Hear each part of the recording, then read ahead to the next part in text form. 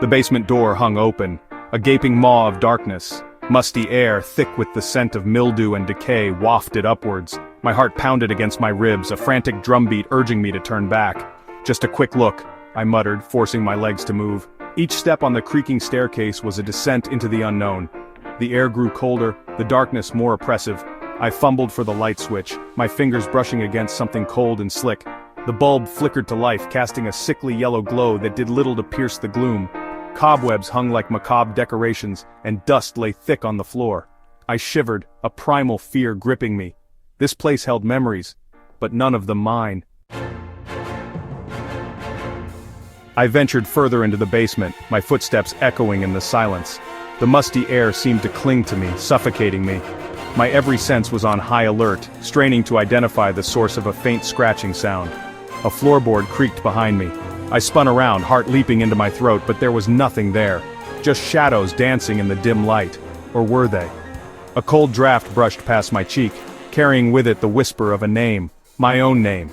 I froze, every muscle in my body tense. My eyes darted around, searching for the source of the voice, but the shadows held their secrets close.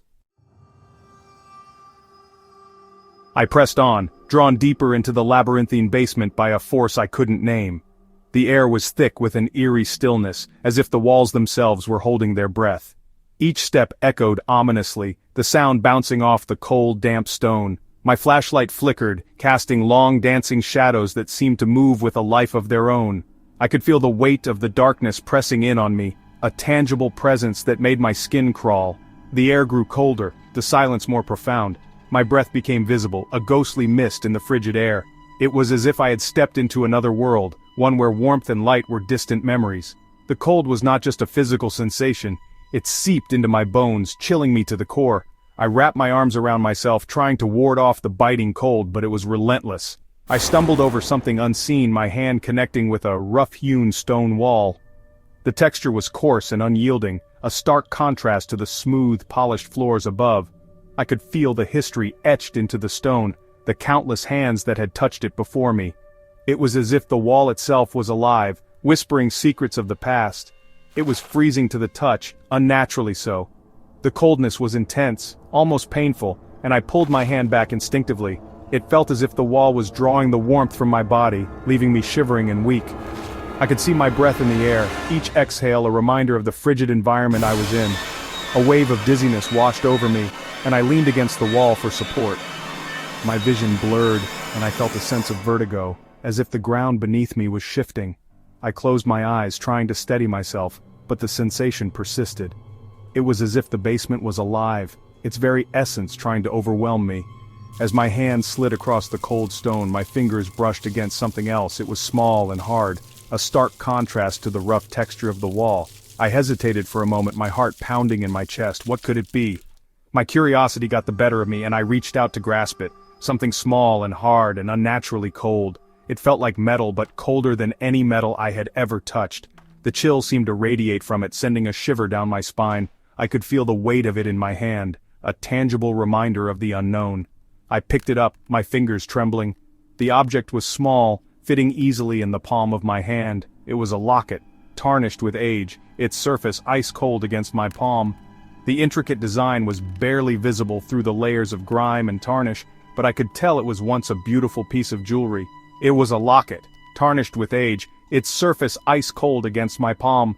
I could feel the weight of history in my hand, the countless stories it must have held. The locket seemed to pulse with a life of its own, a silent witness to the passage of time. As I pried it open, a musty odor wafted up and I recoiled, dropping the locket as if it burned. The smell was overwhelming, a mix of decay and age that made my stomach churn. I watched as the locket fell to the floor, its contents spilling out. Inside, a faded photograph fluttered to the floor. It landed softly, the image barely visible in the dim light. I bent down to pick it up, my hands shaking. The photograph was old, the edges frayed and the image faded with time. A young woman stared back at me, her eyes filled with a haunting sadness. Her gaze seemed to pierce through the years, reaching out to me. I could feel her sorrow, a palpable presence that tugged at my heart. The photograph was a window into the past, a glimpse of a life long gone but not forgotten. The photograph seemed to pulse with a life of its own. The woman's eyes seemed to follow me as I moved, her melancholic gaze burning into my soul. I felt a presence then, cold and oppressive, pressing down on me. The air grew thick, difficult to breathe.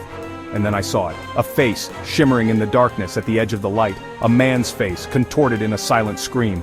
His eyes, wide with terror, locked onto mine. I stumbled back, tripping over my own feet in terror. The locket lay forgotten on the floor, the woman's sorrowful gaze boring into me. The face in the darkness vanished as quickly as it had appeared, leaving me in the cold, oppressive silence. Section 5. A desperate struggle. Panic seized me. I had to get out. I turned and ran, my heart pounding against my ribs. The darkness seemed to reach out, grasping at my clothes, pulling me back. The shadows danced and swirled around me, taking on grotesque shapes that mocked my fear. Something cold and clammy brushed against my cheek. I screamed, a primal sound torn from the depths of my being, and swatted at the unseen assailant. My foot caught on something and I crashed to the ground, the breath knocked from my lungs. I scrambled to my feet, my fingers closing around something solid, a ladder, my only way out. I clambered up, each rung a victory against the unseen forces that clawed at me. Section 6. The basement door. The basement door loomed above me, a beacon of hope in the oppressive darkness. I reached for it, my fingers brushing against the rough wood. It felt reassuringly solid, a barrier between me and the horrors below. With a surge of adrenaline, I pushed upwards, but the door wouldn't budge. It was jammed, held fast by something heavy and unyielding. Panic welled up inside me, threatening to consume me. I threw my weight against the door again and again, each attempt met with the same frustrating resistance. A cold dread settled in my stomach. I was trapped. Section 7. A Glimmer of Hope. Despair threatened to overwhelm me, but I couldn't give up. Not now. I had to find a way out. My eyes darted around the basement, searching for anything that could help me. And then I saw it. A small, rusty toolbox tucked away in a corner. Hope flickered within me, a tiny flame in the overwhelming darkness. I rushed over, flinging open the lid. Tools clattered to the floor, their metallic gleam a welcome sight. Amongst them, I spotted a crowbar. It was old but sturdy. Maybe, just maybe, it would be enough. Section 8. Face to face. With renewed determination, I wedged the crowbar between the door and the frame, putting all my weight into the effort. The air was thick with tension, every creak of the wood echoing in the silence. My heart pounded in my chest, each beat a reminder of the urgency of my task. I could feel the sweat trickling down my back, the muscles in my arms burning from the exertion. The door seemed to mock my efforts, holding firm against my desperate attempts to break through. The wood creaked and groaned in protest, but held firm. It was as if the door itself was alive, resisting my intrusion with every fiber of its being. I gritted my teeth, refusing to give up. The sound of the wood under pressure was almost deafening in the stillness of the room. I strained, every muscle in my body screaming, and finally the door gave way with a resounding crack. The sudden release of tension sent me stumbling backward, my breath coming in ragged gasps. The victory was short-lived, however, as I realized the noise might have alerted anyone nearby. I stumbled back, falling onto the basement stairs in my haste to escape. The cold, hard steps bruised my back, but I barely felt the pain. My mind was racing, trying to process what had just happened and what I needed to do next. But as I looked up, my blood ran cold. The dim light from above cast eerie shadows, and I could barely make out the figure standing at the top of the stairs. My heart skipped a beat, fear gripping me like a vice. Standing at the top of the stairs, silhouetted against the faint light from above, was a figure. The shadows obscured their features, but their presence was unmistakable. It was as if the darkness itself had taken form, watching me with an intensity that sent shivers down my spine. It was a man, tall and imposing, his features hidden in the shadows. His stance was one of authority, and I could sense the danger emanating from him. He seemed to fill the entire doorway, blocking any chance of escape. He stared down at me, his eyes burning with an eerie intensity. Those eyes seemed to pierce through the darkness, locking onto mine with a gaze that was both terrifying and mesmerizing. I couldn't look away, trapped by the sheer force of his presence. And then he spoke, his voice a low, guttural growl.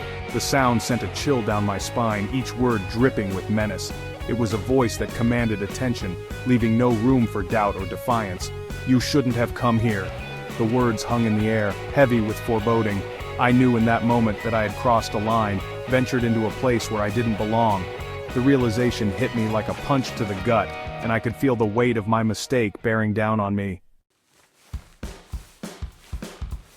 Section 9. Trapped.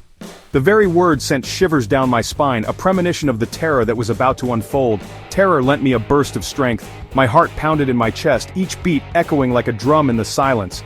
I could feel the adrenaline coursing through my veins, urging me to move, to escape.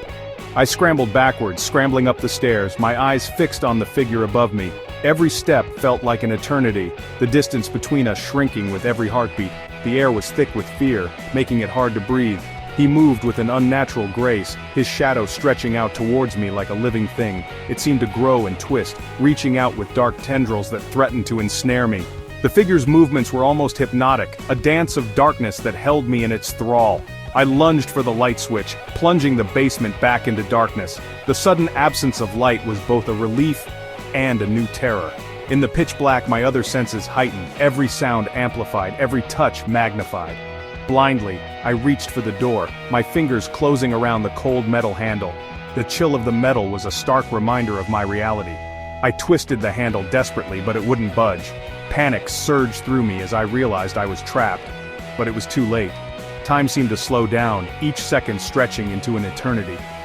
The oppressive gloom of the basement pressed in on me, a tangible force that sapped my strength and will. A hand clamped down on my shoulder, its grip vice-like and inescapable. The touch was cold, sending a jolt of fear through my body. I could feel the strength in that grip, a silent promise that escape was impossible. I screamed, the sound swallowed by the darkness. It was as if the very air around me absorbed my cries, leaving me in a void of silence. My voice felt small and insignificant against the vast, consuming blackness. The door slammed shut with a deafening boom, plunging me into a darkness more profound than I could have ever imagined. The sound reverberated through the room, a final, resounding note of my entrapment, and then, the laughter began. It was a low, chilling sound that seemed to come from everywhere and nowhere at once. The laughter was filled with malice, a cruel mockery of my plight. It echoed around me, cold and mocking, and I knew then that I was truly trapped, alone with the horrors in the darkness. The realization settled over me like a shroud, and I felt a despair deeper than any fear. The darkness was alive, and it had claimed me as its own.